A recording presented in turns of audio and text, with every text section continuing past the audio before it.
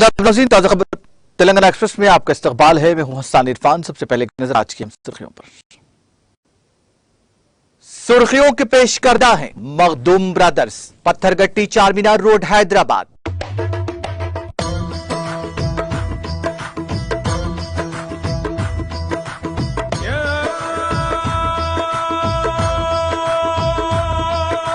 Makhdoom brothers, Pathergatti Charminar road Hyderabad. तरक्की पसंद रियासतों की हौसला अफजाई की जानी चाहिए। मरकज को मैन्युफैक्चरिंग सेक्टर को मजबूत करने के लिए इक़दाम करने पर जोर। वजारत माहौलियात की सालाना रिपोर्ट की जारी के मौके पर वजीर KTR का खिताब।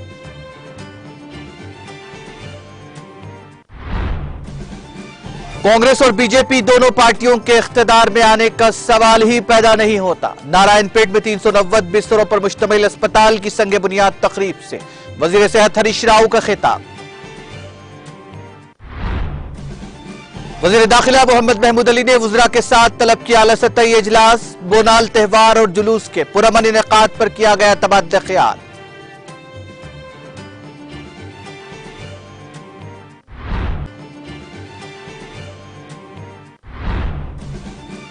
रियासती वज़रा हरीश राव और श्रीनिवास गौड़ ने महबूबनगर के सरकारी दवाखाने का किया दौरा।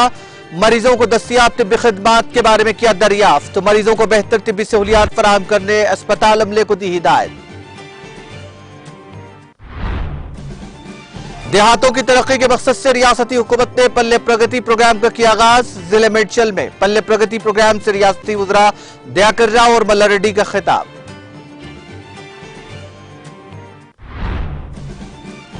और बीजेपी की साबिक तर्जुमान नूपुर शर्मा की गिरफ्तारी का असदुद्दीन ओवैसी ने किया मुतालबा। शान रिसालत में गुस्ताखी के वाकयात नाकाबिले बर्दाश्त। मुल्क की खारजा पॉलिसी पर भी उठाए सवाल।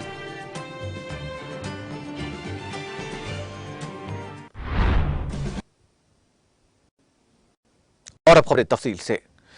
रियासती वजीर IT और माहौलियात KTR ने कहा कि रियासतों को उस वक्त तक दबाव में नहीं आना चाहिए जब तक कि वो तरक्की पसंद रियासतों को फरोग नहीं देती। उन्होंने तजवीज पेश की कि तमाम रियासतों को सियासत से बालातर होकर हौसला अफजाई करनी चाहिए। रियासत मजबूत है तो मुल्क मजबूत है। वजीर KTR ने कहा कि मरकज को मैन्युफैक्चरिंग सेक्टर को मजबूत करने के इक़दाम करने चाहिए। अगर मरकज अच्छा काम करेगा तो हम उसकी तारीफ करेंगे, अगर वो बुरा काम करेगा तो हम उस पर तनकीद करेंगे।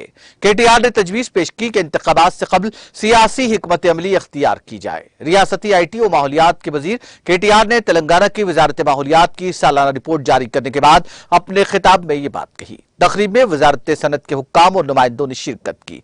इस मौके पर खिताब करते हुए वजीर KTR ने कहा कि TSI पास के जरिए 2 लाख करोड़ की सरमायाकारी की गई और अब तक 16.48 लाख मुलाजिमतें फराहम की गई हैं। उन्होंने कहा कि हमारी खुसूसी तवज्जो स्ट्रीट वेंडर्स के लिए सहूलियात पर मरकूज है। KTR ने वाज़ेह किया कि रियासत को सरमायाकारी का मरकज बनाने के लिए बहुत से इक़दाम किए जा रहे हैं। आप जहां भी जाएं TSI पास के बारे में बात हो रही है। वजीर KTR ने कहा कि सनतों को इजाजत देने में ताखीर होने पर जुर्माना आयद करने वाली तेलंगाना वाहिद रियासत है। नई हिकमत अमली अख्तियार करते हुए इस पर सख्ती से अमल दरामद की कोशिश की जानी चाहिए। KTR ने कहा कि मरकज की तरफ से कोई जवाब नहीं आया, हालांकि 6 सनती राहदारियों के लिए तजावीज भेजी गई थी। उन्होंने इस बात पर शदीद नाराजगी का इजहार किया कि आंध्र प्रदेश तंजीम जदीद कानून के तहत सनती मराज अभी तक नहीं दी गई। उन्होंने कहा कि इंतखाबात होने की सूरत में मुल्क की तरक्की बुनियादी एजेंडा होना चाहिए। KTR ने वाज़ेह किया कि सब सफेद, नीले और गुलाबी के साथ साथ तेलंगाना में पीला इनकलाब शुरू हो गया है। KTR ने कहा कि रियासत में बहुत सी सनतें आ रही हैं, हम कई सनतकारों से मुसलसल बात कर रहे हैं। उन्होंने रियासत की तरक्की में छोटे और दरमियानी दर्जे के कारोबारियों के रोल को भी वाज़ेह किया। KTR ने याद दिलाया कि रियासत की नई तश्कील में बहुत सी मुश्किलात का सामना करना पड़ा। उन्होंने वाज़ेह किया कि हमारा नस्बुल ऐन इख्तियार, इंफ्रास्ट्रक्चर और जामे तरक्की है।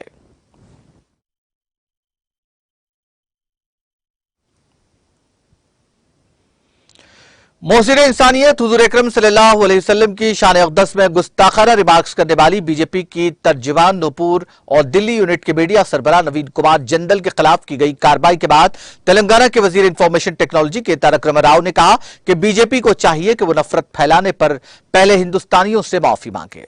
सोशल मीडिया के अहम प्लेटफॉर्म ट्विटर पर सरगर्म तारक रामाराव, जो वजीर आला केसीआर के फर्जंद भी है, मुल्क की हुक्मरान जमात बीजेपी के इन दो कायदीन की जानिब से शान रिसालत में की गई गुस्ताखी के वाक़े पर माफी मांगने हिंदुस्तान से बाज़ अरब ममालिक के मुतालबे पर रद्द-ए-अमल जाहिर करते हुए कहा कि बीजेपी को चाहिए कि वो नफरत फैलाने पर पहले हिंदुस्तान से माफी मांगे। तारक रामाराव ने यह भी ट्वीट किया कि जब प्रज्ञा सिंह ठाकुर ने गांधी जी के कातिल की सताइश की, उस वक्त वजीर आजम की खामोशी सदमे की तरह थी। इस सिलसिले में तासुबियत और नफरत को आला क़ियादत की जानिब से हिमायत मिलने से हिंदुस्तान को नाकाबिले तराफी नुकसान होगा। वज़ीर दाखिला मोहम्मद महमूद अली ने अपने साथी वज़रा तलसानी श्रीनिवास यादव, इंदिरा किरण रेड्डी के अलावा चीफ सेक्रेटरी सोमेश कुमार और डीजीपी महेंद्र रेड्डी के साथ आने वाले बोनाल त्यौहार के सिलसिले में MCH4D जुबली हिल्स में एक अलसतई जायजा इजलास की सदारत की। GHMC के मेयर विजय लक्ष्मी गदबाल, डिप्टी मेयर श्रीलता और अरकान असम्बली के अलावा मुख्तलिफ महकमों के अफसरान और दीगर मौजूदीन मौजूद थे। इस मौके पर बोनाल त्यौहार और जुलूस के पुरअमन इनेकाद के सिलसिले में ओहदेदारों के साथ तबादला ख्याल किया गया। सिक्योरिटी इंतजामात और दीगर अहम उमूर पर भी इजलास में तबादला ख्याल हुआ। वज़ीर सेहत हरीश राव ने वाज़ेह किया कि बीजेपी और कांग्रेस दोनों पार्टियों के इख्तिदार में आने का कोई इम्कान ही नहीं है। रियासती वजीर हरीश राव ने वजीर एक्साइज और सियाहत डॉक्टर वी श्रीनिवास गौड़ के हमरा नारायणपेट का दौरा करते हुए 56 करोड़ की लागत से तामीर किए जाने वाले 390 बिस्तरों वाले अस्पताल और 1.25 करोड़ की लागत से तामीर किए जाने वाले टी डायग्नोस्टिक के तामीरी कामों के लिए संग बुनियाद रखा। इसके अलावा तेलंगाना कर्नाटक सरहद पर वाक़ एरागुट्टा एकल्स 5.98 करोड़ की लागत से तामीर करदा 5.5 किलोमीटर तवील सड़क और जदीद कायम करदा डायलिसिस यूनिट का रियासती वजीर हरीश राव ने इफ्तिताह अंजाम दिया। इस मौके पर खिताब करते हुए हरीश राव ने कहा कि नारायणपेट जिले में 390 बिस्तरों पर मुश्तमिल हॉस्पिटल के क़याम का संग बुनियाद रखना एक अच्छी पेशरफ्त है। यह वज़ीर आला केसीआर की खुसूसी दिलचस्पी की वजह से मुमकिन हुआ है। उन्होंने कहा कि माजी में नागम जनार्दन रेड्डी और डी के अरुणा मुत्तहिदा जिला महबूबनगर से वजीर रह चुके हैं, लेकिन एक भी मेडिकल कॉलेज का क़याम अमल में नहीं ला सके, जबकि TRS हुकूमत ने जुमला 4 मेडिकल कॉलेजेस कायम किए हैं। रियासती वजीर ने कहा कि गरीबों को बिला मुआवजा डायलिसिस खिदमात फराहम करने के लिए एक डायलिसिस सेंटर कायम किया गया है। हरीश राव ने वाज़ेह किया कि नर्सिंग कॉलेज को आने वाले तालीमी साल से नारायणपेट में मुकामी लोगों की ख्वाहिश के मुताबिक दस्तयाब कराया जाएगा।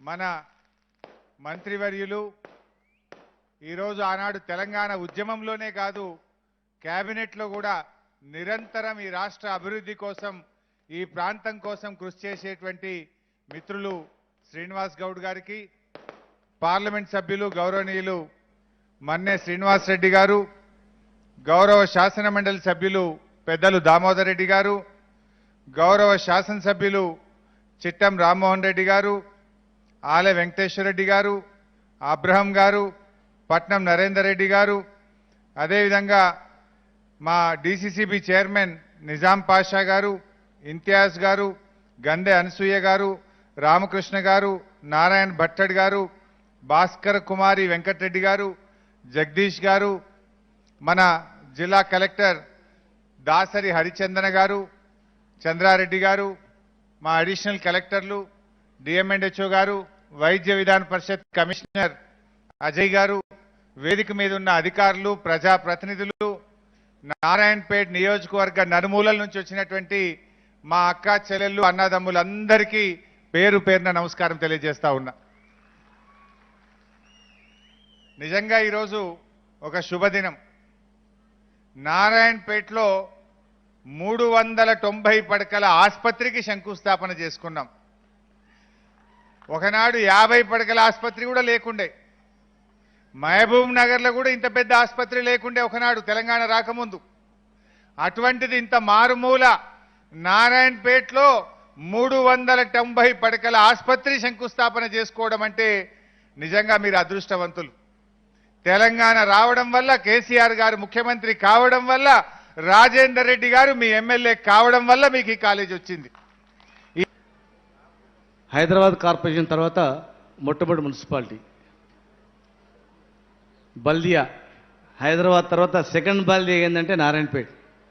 అంటే ఆ రోజుల్లో హైదరాబాద్ తర్వాత నారాయణపేట ఉందంటే నారాయణపేట అనేది ఎంత ఫేమస్ అని చెప్పడానికి అదొక్క ఉదాహరణ చాలు.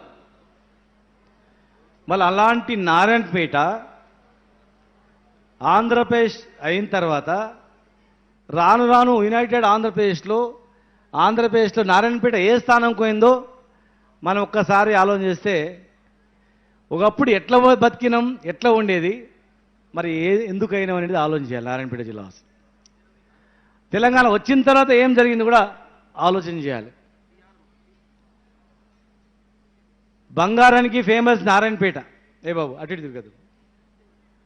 చీరలకు ఫేమస్ నారాయణపేట. బంగారం చీరలే కాదు, అనేక వ్యాపార రంగానికి నారాయణపేట అనేది ఒక అడ్డ. అలాంటి నారాయణపేట ఎంతోమంది హైదరాబాద్ నుంచి, ఆంధ్ర నుంచి కూడా వచ్చి చీరలు కొనుక్కొని పోయారు. నారాయణపేట చీరలు. ఇవే చీరలు హైదరాబాద్లో దుకాణంలో నారాయణపేట చీరలు అంటే ఏ పెళ్ళి అయినా కూడా నారాయణపేట చీర కొనాల్సిందే. బంగారం కొనాలంటే బంగారం నారాయణపేట తయారు కాదు, ఎక్కడనో తయారవుతుంది. కానీ ఇదే బంగారం ఏడమినా కూడా దాని నమ్మకం లేదు. కానీ నారాయణపేట బంగారం అంటే ఇది పక్కా ఒరిజినల్.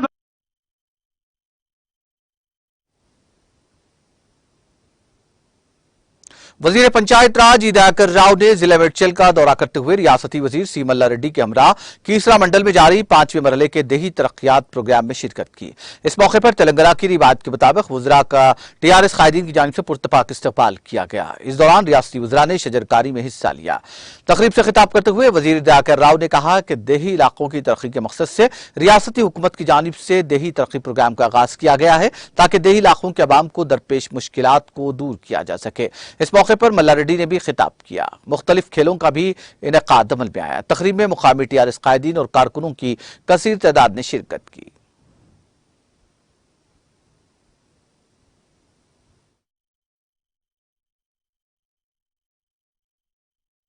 కాపాడుకోవాల్సిన బాధ్యత మనందరిది.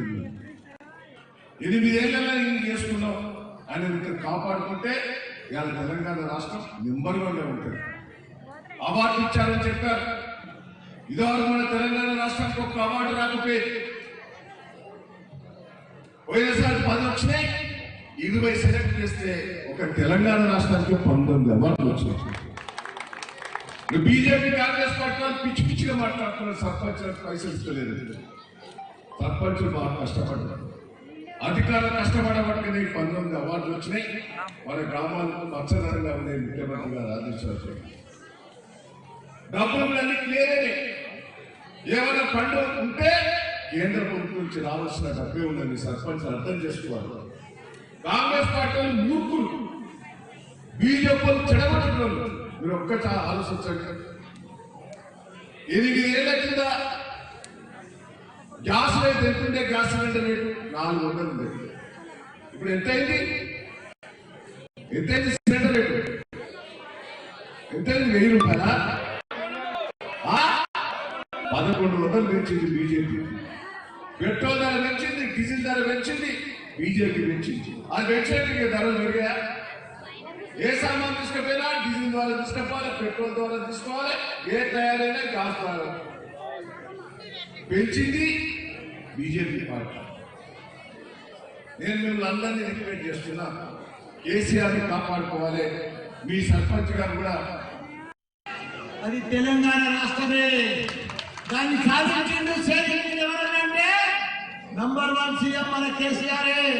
మనం చూస్తున్నాం 28 రాష్ట్రాలు ఉన్నాయి. 28 రాష్ట్రాలలో నంబర్ 1 పచ్చదనం అధికారంతో ఉన్న రాష్ట్రం ఏకైక రాష్ట్రం. కంకణం కట్టుకొని కళ్ళలో ఒత్తులేసుకొని పేద ప్రజలు ప్రతి ఒక్కరిని ఇన్వాల్వ్మెంట్ చేస్తూ, ప్రతి ఒక్క గ్రామాలను ఇన్వాల్వ్మెంట్ చేస్తూ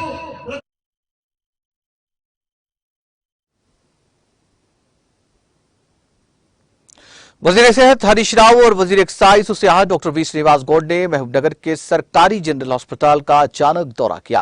इस दौरान दोनों रियासती वज़रा ने जनरल हॉस्पिटल के तमाम वार्ड्स में घूमकर मरीजों से उन्हें दस्तयाब तिब्बी खदमात के बारे में तबादला ख्याल किया।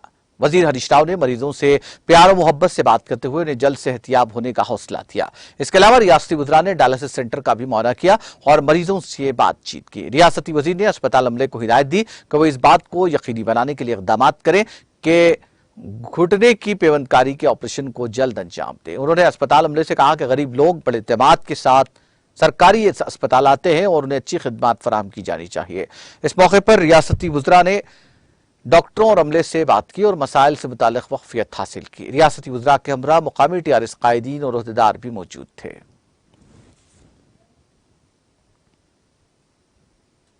रियासती वज़ीर एक्साइज और सियाहत डॉक्टर वी श्रीनिवास गौड़ ने कहा कि खेलकूद की सरगर्मियां हर एक की सेहत के लिए जरूरी है। खासतौर पर तलबा के लिए तालीम के अलावा खेलकूद की सरगर्मियां जरूरी है। पीर के रोज उन्होंने महबूबनगर म्यूनिसिपैलिटी में शहरी तरक्की के प्रोग्राम के हिस्से के तौर पर जिले के मरकज में खेलों के मैदान में तकरीबन 40 लाख रुपए की लागत से कायम किए गए मुख्तलिफ खेलों के कोर्ट्स का इफ्तिताह किया। उन्होंने 20 लाख रुपए की लागत से स्विमिंग पूल, 10 लाख रुपए की लागत से तामीर किए गए बास्केटबॉल कोर्ट और मजीद 10 लाख रुपए की लागत से बनाए गए तीरंदाजी रेंज का इफ्तिताह किया। उन्होंने खिलाड़ियों के साथ बास्केटबॉल और तीरंदाजी भी की।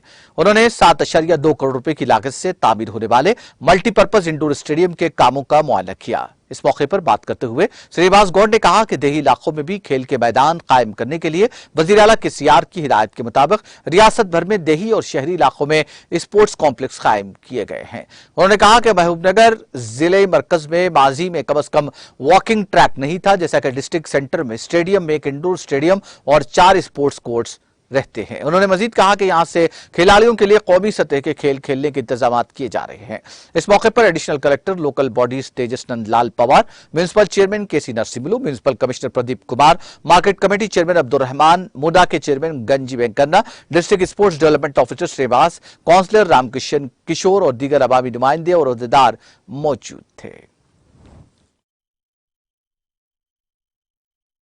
ఎవరు చేయనటువంటి ముఖ్యమంత్రి గారు అన్ని గ్రామాల్లో ఆట స్థలాలు ఉండాలని నిర్ణయించడం జరిగింది కనుక దీన్ని ప్రతి ఒక్కరూ ఉపయోగించుకోవాలా. రేపు భావితరానికి భవిష్యత్తులో పిల్లలకు ఒక మంచి మార్గంలో పయనించడానికి ఒక మంచి మార్గం ఇది కనుక మీరందరూ కూడా ఆట స్థలాలు చాలా ఇంపార్టెంట్. చదువే కాదు ముఖ్యం, ఆటలు కూడా చాలా ముఖ్యం కనుక వీళ్ళందరూ పాల్పంచుకోవాలని చెప్పి 3 ప్రారంభించడం జరుగుతుంది. నేషనల్ గేమ్స్ కూడా ఇక్కడ ఇంట్రెస్ట్ ఏర్పాటు చేస్తాం. ఇక్కడ ఎంతమంది పీఈటీలు ఉన్నారు బాగా పనిచేసే వాళ్ళు, కాకపోతే ఆట స్థలాలు బాగాలేకుండే. ఇప్పుడు మనం చూస్తున్న ముఖ్యమంత్రి గారు క్రీడల పట్ల గ్రామీణ ప్రాంతాల్లో కూడా స్టేడియాలు ఉండాలి, ఆట స్థలాలు ప్రతి వార్డులో ఉండాలని చెప్పడం జరిగింది. మహబూబ్నగర్లో ఇప్పుడు ఉన్న స్టేడియం కాకుండా అదనంగా ఎంబీఎస్ కాలేజ్ దగ్గర కూడా ఇంకో స్టేడియం కూడా చేస్తున్నాం బ్రహ్మాండంగా. మహబూబ్నగర్లో ఎటు చూసిన వాకింగ్ ట్రాక్లు, స్టేడియంలు అవన్నీ నిర్మాణం 5-6 నెలల్లో కంప్లీట్ చేసి అందుబాటులో తీసుకొస్తాం. వాకింగ్ చేయడానికి కూడా ఏ గ్రౌండ్ లేకుండే మహబూబ్నగర్లో, బాయ్స్ కాలేజ్ కానీ పీడీ కాలేజ్ గ్రౌండ్ కానీ.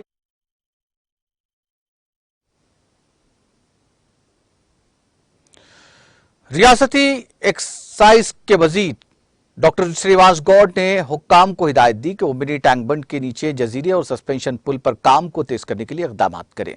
वजीर ने पीर को मिनी टैंक बंड में जेर तामीर कामों का मुआयना किया। उन्होंने कहा कि जैसे जैसे मानसून का मौसम करीब आ रहा है, बड़े तालाब पर ड्रेजिंग के काम के साथ साथ सस्पेंशन पुल के काम और जजीरे के काम तेज करने के इक़दाम किए जाएं। वो एक ही वक्त में जजीरे की तामीर, रस्सी के पुल और हार रोड की तामीर देखना चाहते हैं। ठेकेदारों को हिदायत दी गई कि जरूरत पड़ने पर मजीद लेबर और मशीनरी का इस्तेमाल करते हुए काम को तेज करने के इक़दाम किए जाएं। इस मौके पर लोकल बॉडीज के एडिशनल कलेक्टर तेजस नंदलाल ने बिजली को बारिश के पानी को तालाब में दाखिल होने के साथ साथ गंदे पानी को तालाब में दाखिल होने से रोकने के लिए उठाए जाने वाले इक़दाम के बारे में मशवरा दिया। इस मौके पर MUDA के chairman Venkanna, municipal commissioner Pradeep Kumar, आपाशी इंजीनियर और दीगर मौजूद थे।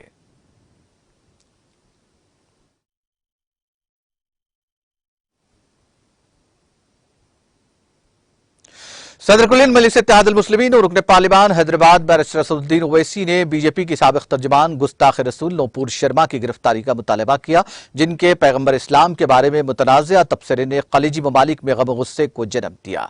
हिंदुस्तान को शर्मिंदगी का सामना करना पड़ा। कौमी मीडिया से बात करते हुए उन्होंने अपने शदीद जज्बात का इजहार किया और कहा कि मुल्क की खारजा पॉलिसी तबाह हो गई है, किनारे मरकजी धारे में शामिल हो गए हैं। उन्होंने कहा कि नूपुर शर्मा की न सिर्फ मौतली बल्कि गिरफ्तारी होनी चाहिए। उन्होंने वजारत खारजा को भी निशाना बनाते हुए कहा कि क्या वजारत खारजा बीजेपी का हिस्सा बन चुकी है?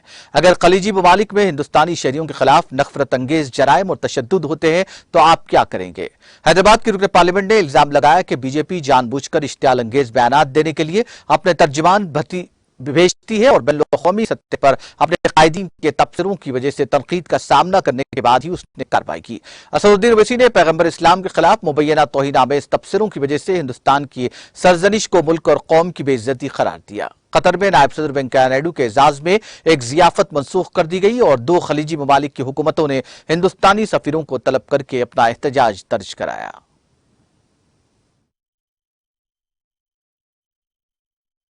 देश को 55% रेमिटेंस यही कंट्री से आता है जिसका मैंने भी नाम लिया। क्या कर रहे हैं? कौन सी फॉरेन पॉलिसी है प्रधानमंत्री जी आपकी? 56 इंच की सीना की फॉरेन पॉलिसी।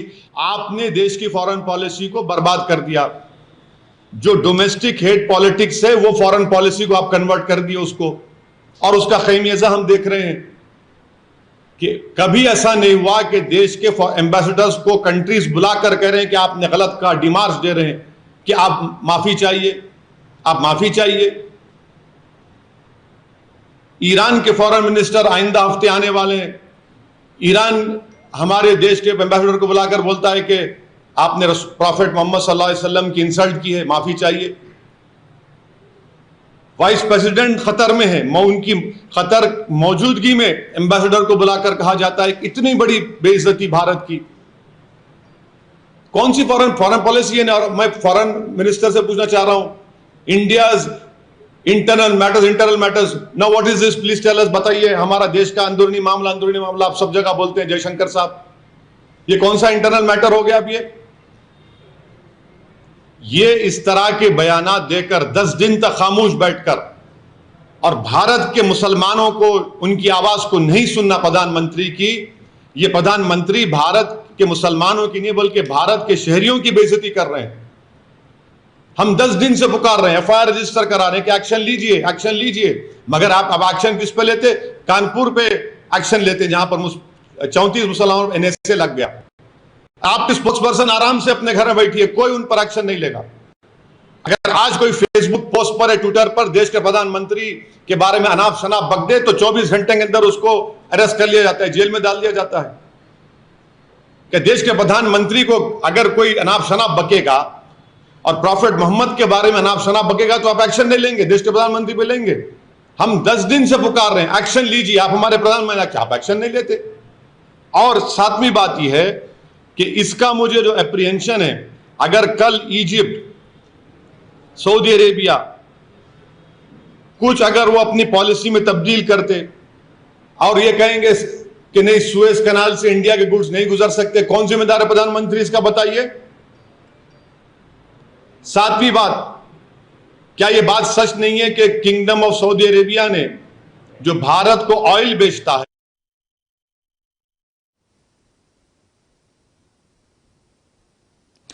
तेलंगाना एक्सप्रेस में वक्त ब्रेक का, ब्रेक के बाद भी खबरों का सिलसिला जारी रहेगा।